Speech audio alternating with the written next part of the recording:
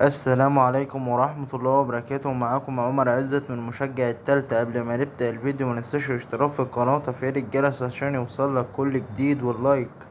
موعد مباراة الأهلي وفاركو في الدوري المصري والقنوات الناقلة والترتيب والتشكيل المتوقع. يستعد فريق الأهلي بقيادة مدربه الأسباني خوسيه ريبيرو لمواجهة نظيره فريق فاركو في المباراة التي ستجمع بينهم في إطار منافسات الدوري المصري.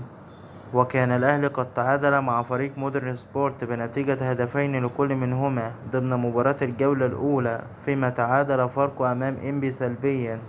ومن المقرر أن يكون موعد مباراة الأهلي وفاركو المقبلة في الدوري المصري 2025-2026 يوم الجمعة الموافق 15 أغسطس الجاري في تمام الساعة 9 مساء بتوقيت مصر والسعودية على استاد القاهرة الدولي.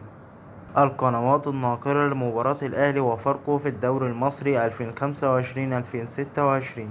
يمكن مشاهدة مباراة الأهلي وفاركو في الدوري المصري 2025-2026 عبر شبكة قنوات أون سبورت، الناقل الحصري لمباريات الدوري المصري الممتاز لكرة القدم. ترتيب الأهلي وفاركو قبل مواجهة يوم الجمعة.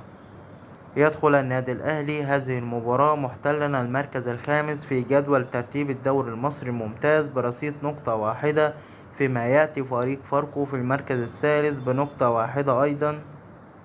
تشكيل الأهلي المتوقع أمام فاركو في الدوري المصري 2025-2026.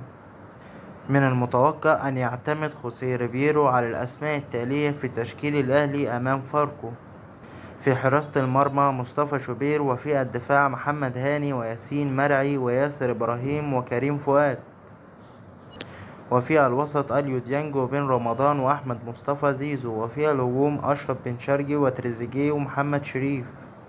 ودي كانت آخر أخبارنا. منساش الاشتراك في القناة وتفعيل الجرس عشان يوصلك كل جديد، ولايك وتوقع نتيجة المباراة في تعليق. والسلام عليكم ورحمة الله وبركاته.